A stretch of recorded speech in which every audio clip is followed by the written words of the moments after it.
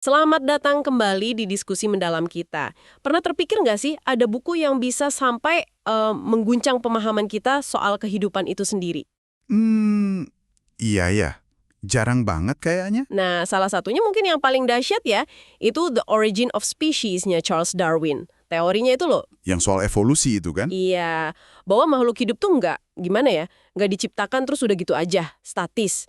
Tapi dia bilang berevolusi dari nenek moyang yang sama, lewat proses bertahap, apa namanya seleksi alam. Nah, itu benar-benar mengubah cara pandang kita semua. Betul. Kayak ledakan intelektual gitu ya pada masanya. Dan kali ini nih, kita bakal coba selami lebih dalam ide-ide inti Darwin dari karya besarnya itu. Oke, jadi fokus kita apa nih? Ya, kita lihat konsep evolusinya, terus gagasan soal nenek moyang bersama, perjuangan untuk bertahan hidup, dan tentu saja, mekanisme utamanya itu, seleksi alam. Sumbernya langsung dari bukunya Darwin ya. Iya, kita lihat kutipannya, argumennya gitu. Iya, kita gali dari sana, lihat contoh-contoh yang dia pakai, gimana dia jawab keraguan orang juga. Sip.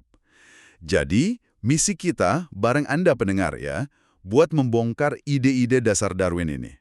Kenapa sih kok bisa revolusioner banget? Dan kenapa sampai sekarang masih relevan banget gitu? Masih pengaruh kemana-mana? Oke, mari kita lihat gimana Darwin membangun argumennya ya. Mulai dari mana nih kita? Kita mulai dari fondasinya aja, evolusi dan nenek moyang bersama.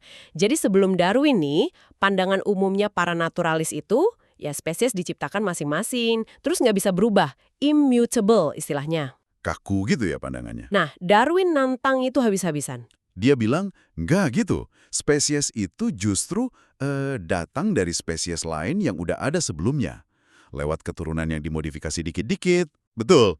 Memang sih ada pemikir sebelumnya kayak Buffon gitu, yang udah curiga kayaknya ada perubahan. Tapi Darwin ini yang ngasih penjelasan detail gimana caranya itu bisa terjadi. Dia kumpulin banyak banget bukti. Dari pengamatannya yang wah keliling dunia itu kan ya? Iya, contoh klasiknya itu burung finch di Galapagos. Dia lihat di tiap pulau bentuk paruh finchnya beda-beda. Pas banget sama makanan utama di pulau itu. Oh, yang buat mecah biji keras paruhnya tebel. Yang buat nyari serangga paruhnya runcing gitu ya? Persis. Atau temuannya soal fosil armadillo raksasa di Amerika Selatan. Kok mirip banget sama armadillo modern yang lebih kecil di situ juga. Nah, ini semua bikin dia mikir. Mikir apa tuh? Sampai pada satu kesimpulan yang wah, berani banget waktu itu. Apa tuh? Jangan bikin penasaran deh. Kesimpulannya, semua makhluk hidup itu saling bersaudara. Punya hubungan darah lah kalau boleh dibilang. Jadi kayak satu keluarga besar gitu. Tepat. Semua organisme terhubung lewat garis keturunan. Dari satu atau beberapa nenek moyang purba yang, ya sederhana banget awalnya. Spesies dalam satu genus, kelompok dekat gitu, itu kayak sepupu jauh lah. Keturunan dari spesies leluhur yang umumnya udah punah. Mirip kayak anjing ya? Semua jenis anjing kan dari leluhur serigala. Nah, itu analogi yang pas. Ide ini, bahwa ada semacam pohon keluarga raksasa buat semua kehidupan, itu benar-benar radikal. Nentang banget pandangan penciptaan terpisah yang dipegang waktu itu. Dan mesin utama yang bikin perubahan ini terjadi, kata Darwin, yaitu tadi. Seleksi alam, Seleksi alam. Atau istilah yang mungkin lebih kita kenal, pinjaman dari Herbert Spencer ya. Survival of the fittest. yang paling pas yang bertahan, gitu ya. Menariknya, Darwin sendiri ngakuin loh, konsep dasarnya itu udah ada yang nyetusin sebelumnya. Dia kutip Dr. Wells C. Wells, seorang dokter di awal tahun 1800-an. Wells ini ngamatin populasi manusia di iklim beda-beda. Dia sadar, di daerah tropis, orang keturunan Afrika kok kayaknya lebih tahan penyakit ya, dibanding orang Eropa. Menarik. Terus? Wells mikir, ini bukan kebetulan nih. Pasti ada variasi alami soal ketahanan penyakit. Nah, di Afrika, yang lebih tahan penyakit tropis, yang kebetulan kulitnya lebih gelap, itu peluang hidup dan punya anaknya lebih besar. Jadi lama-lama sifat tahan penyakit dan kulit gelap itu jadi umum di sana. Betul, sebaliknya di iklim dingin. Nah, itu kan inti seleksi alam. Wah, iya juga ya. Jadi Wells sudah nemuin konsepnya duluan, tapi untuk kasus manusia aja. Iya, Darwin ngambil ide inti itu, terus dia kembangin jadi teori universal, didukung bukti seabrek dari alam. Prosesnya kira-kira gini. Gimana tuh prosesnya? Pertama, selalu ada variasi dalam populasi. Nggak ada dua individu yang persis plek sama. Ada aja bedanya, sekecil apapun. Oke, variasi. Terus? Kedua, semua makhluk hidup itu cenderung berkembang biak jauh lebih banyak daripada yang bisa didukung lingkungan. Coba bayangin, satu tanaman bisa hasilin ribuan biji, tapi yang jadi tanaman dewasa kan cuma sedikit banget. Iya sih, kebanyakan mati atau dimakan. Akibatnya, pasti ada kompetisi dong ya? Nah, itu dia. Perebutan sumber daya, tempat hidup, atau ya usaha biar nggak dimakan predator, nggak kena penyakit. Inilah yang Darwin sebut perjuangan untuk bertahan hidup. Oke, perjuangan.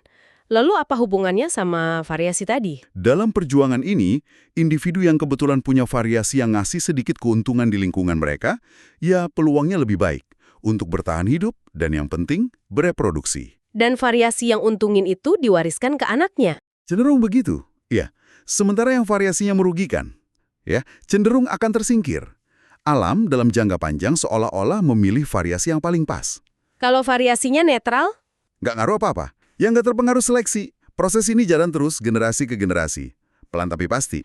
Darwin pasti punya banyak contoh ya buat ini. Oh, banyak banget misalnya burung pelatuk. Coba perhatiin deh, struktur kakinya, ekornya buat nahan badan, paruhnya yang kuat, lidahnya yang panjang. Itu kan luar biasa cocok buat nyari serangga di balik kulit kayu. Susah ngebayangin ini muncul ujuk-ujuk tanpa seleksi bertahap. Iya juga ya. Kompleks banget adaptasinya. Atau hubungan antar spesies yang rumit, kayak tanaman mistoto itu, yang parasit, dia butuh pohon inang kan? Terus bijinya disebar burung tertentu. Penyerbukannya dibantu serangga spesifik. Nah, adaptasi berlapis ini, kata Darwin, ya hasil seleksi alam yang bekerja pada interaksi ekologis. Dia juga nyinggung soal pembatas populasi kan? Kayak iklim, predator. Betul. Faktor pembatas itu, iklim, predator, penyakit, makanan terbatas, seringkali paling keras dampaknya ke yang masih muda atau lemah. Telur, bibit, anak hewan. Makanya, jumlah populasi yang besar itu seringkali penting buat kelestarian. Lebih banyak variasi dan lebih tahan terhadap nasib buruk aja gitu.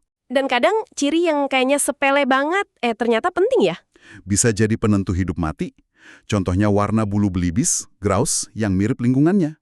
Itu kan kamuflase dari elang. Oh ya, atau contoh dari Amerika itu soal plum atau persik. Ada jenis yang lebih tahan penyakit, cuma gara-gara beda dikit di kulit buahnya. Betul. Bahkan ada korelasi yang aneh-aneh. Kayak kucing putih mata biru. Kok seringnya tuli? Atau anjing nggak berbulu, giginya nggak sempurna. Ini nunjukin seleksi itu bisa bekerja pada paket sifat yang saling terkait. Menarik banget. Nah, tadi kan disebut variasi itu bahan mentahnya evolusi. Bahan mentah ini datangnya dari mana sih? Nah, itu pertanyaan bagus. Darwin ngelihatnya paling jelas itu dalam proses domestikasi, saat manusia yang jadi penyeleksi.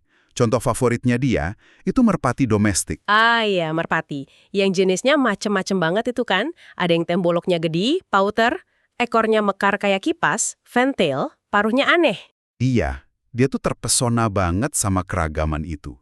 Dan dia yakin semua ras yang beda-beda itu asalnya cuma dari satu leluhur liar, merpati karang liar, Columba livia. Apa alasannya dia seyakin itu?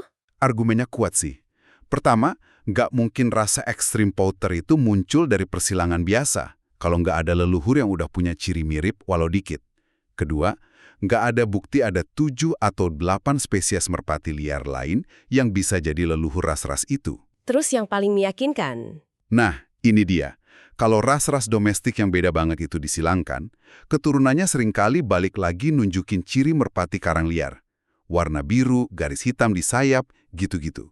Fenomena balik ke asal atau reversi ini, menurut Darwin, bukti kuat asal-usul tunggal. Oke. Terus sumber variasinya sendiri dari mana? Kok bisa muncul sifat-sifat baru? Darwin menduga ya, kondisi lingkungan, iklim, makanan, itu ada pengaruhnya. Tapi menurut dia, sifat bawaan organisme itu sendiri lebih penting. Ada efek yang pasti, misalnya makanan banyak ya bikin badan besar. Tapi lebih banyak variasi yang tak tentu, perbedaan individual yang munculnya acak aja gitu. Kayak mutasi kalau istilah sekarang ya. Mungkin mirip gitu ya, meski dia belum pakai istilah itu.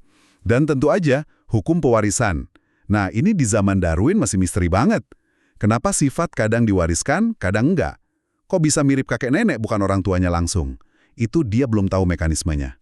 Ya, genetika kan belum berkembang ya waktu itu. Ini juga yang bikin susah bedain ya, mana yang cuma varietas, mana yang udah jadi spesies baru. garisnya tipis banget. Betul.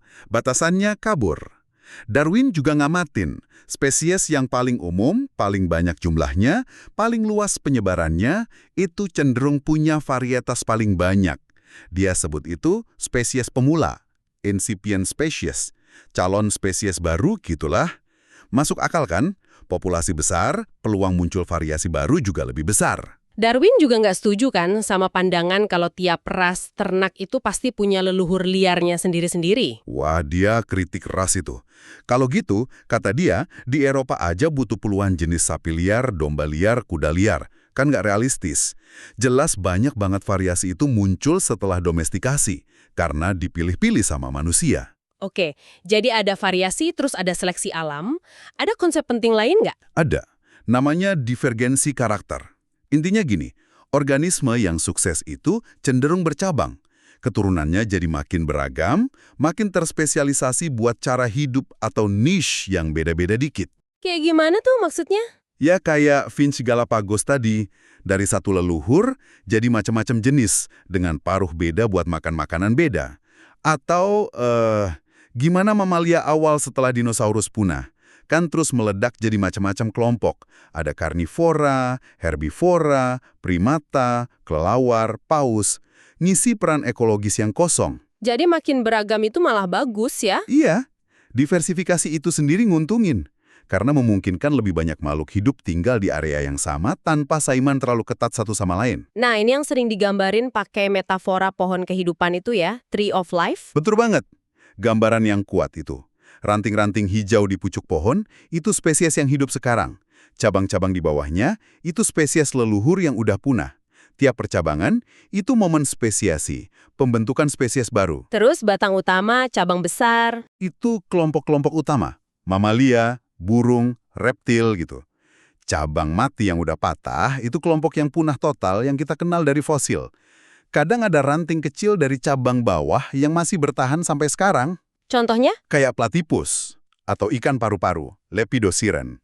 Organisme unik yang kayak jembatan antar kelompok besar bertahan di tempat yang mungkin terisolasi atau terlindungi. Nah, struktur klasifikasi kita, spesies, genus, famili, ordo, itu jadi masuk akal kalau dilihat sebagai cerminan silsilah di pohon kehidupan ini. Iya.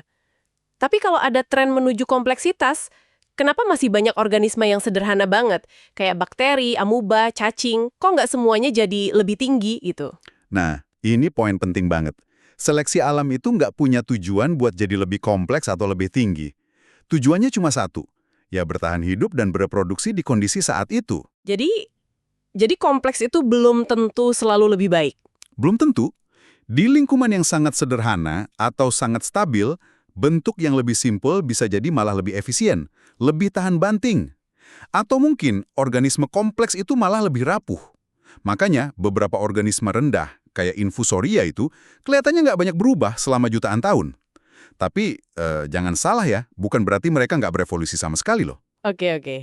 Nah, Darwin sendiri kan ngaku ya, ada beberapa hal yang kayak ini susah dijelasin sama teorinya waktu itu. Dia jujur soal ini. Iya, dia bahas itu di bukunya. Misalnya nih, kalau evolusi itu bertahap, kenapa kita nggak nemu bentuk-bentuk perantara di mana-mana gitu? Terus gimana organ serumit mata misalnya bisa muncul dari langkah-langkah kecil yang acak? Pertanyaan klasik itu. Terus soal naluri, perilaku rumit kayak lebah bikin sarang heksagonal atau semut yang memperbudak spesies lain, itu gimana evolusinya?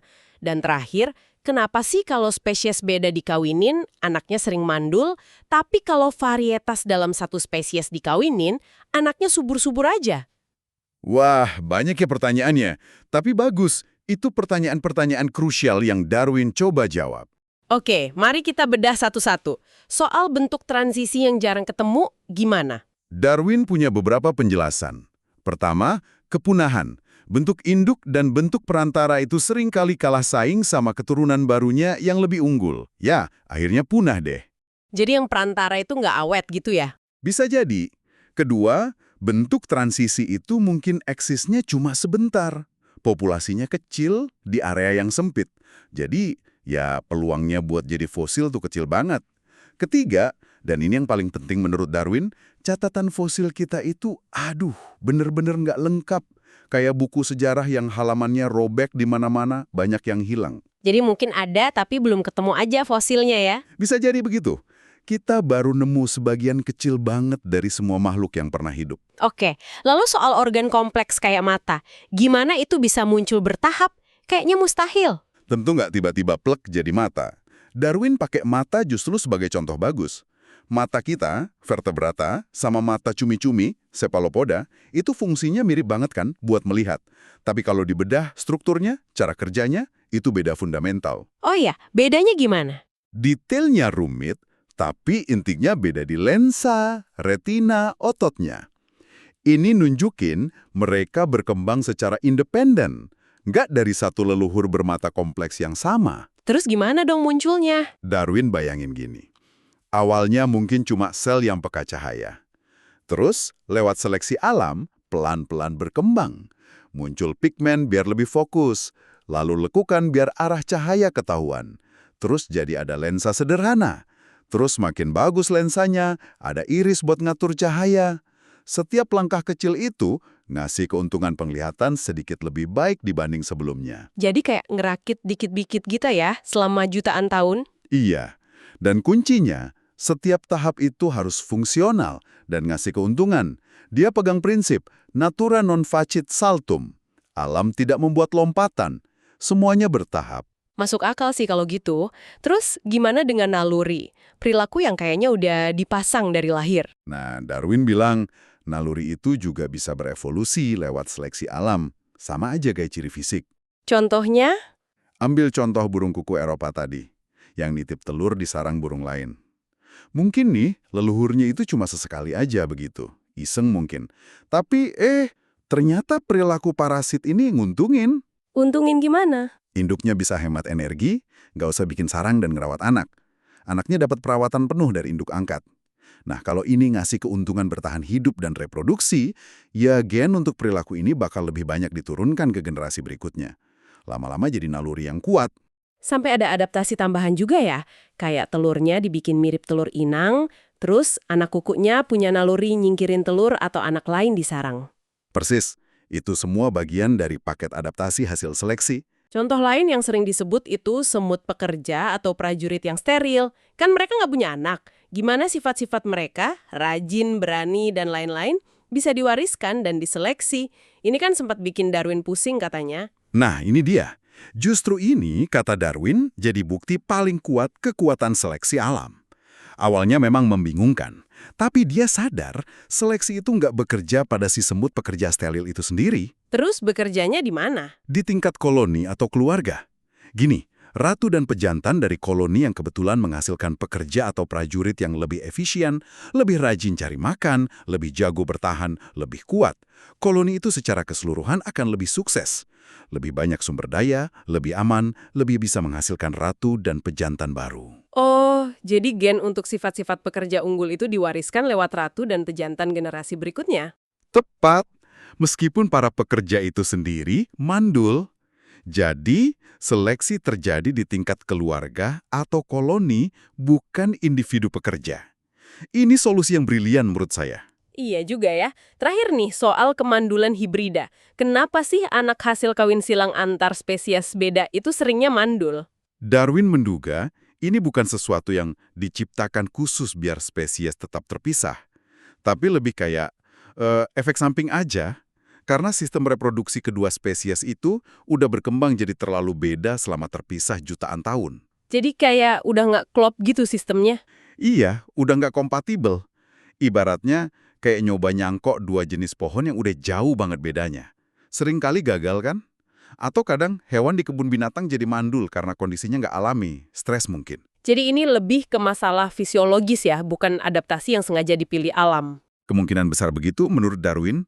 Fakta bahwa hasil silang itu bisa beda tergantung siapa jantan siapa betinanya, persilangan resiprokal, itu juga mendukung ide ini. Bukan sesuatu yang dirancang, tapi konsekuensi dari perbedaan yang udah terakumulasi. Oke. Jadi kalau kita coba rangkum nih ya, inti pandangan Darwin itu, kehidupan itu dinamis, berubah terus. Evolusi ya? berasal dari nenek moyang Nah, bersama, tuh pohon kehidupan, lewat proses variasi yang munculnya acak, bahan mentahnya, terus disaring sama lingkungan lewat seleksi alam. Mana yang paling cocok, paling fit, itu yang bertahan dan berkembang biak. yep, itu dia intinya. Survival of the fittest. Dan kerangka berpikir ini ternyata luar biasa kuat ya, bisa ngejelasin banyak banget pola di alam yang sebelumnya mungkin membingungkan. Betul. Kenapa klasifikasi makhluk hidup itu kok kayak silsilah keluarga? Kenapa ada kemiripan struktur dasar di hewan beda, kayak tulang lengan kita mirip sama sayap kelelawar atau sirip paus, homologi? Kenapa embrio hewan-hewan beda itu kok mirip banget di tahap awal? Termasuk juga organ sisa yang nggak kepake lagi, kayak tulang ekor di manusia. Iya, organ rudimenter, sisa-sisa dari leluhur. Sampai pola penyebaran geografis makhluk hidup. Kenapa di Australia ada banyak marsupial misalnya? Semua jadi masuk akal kalau dilihat dari kacamata evolusi. Darwin sendiri kan menutup bukunya dengan kalimat yang wah puitis banget ya, tentang kemegahan dalam pandangan hidup ini. Iya, bahwa dari awal yang begitu sederhana, hanya lewat proses alami, tanpa campur tangan supernatural, muncullah bentuk-bentuk kehidupan yang tak terhingga jumlahnya, paling indah, paling menakjubkan. Dan proses itu masih terus berjalan sampai sekarang. Nah, sebagai penutup nih, mungkin sedikit bahan renungan buat Anda para pendengar. Setelah dengerin semua ini, coba deh lihat lagi lingkungan sekitar Anda. Mungkin taman di belakang rumah, atau pot tanaman di jendela, atau bahkan semut yang lagi jalan di lantai. Ngajak observasi nih. Sedikit lah. Coba pikir gimana perspektif evolusi ini ngubah cara Anda melihat itu semua.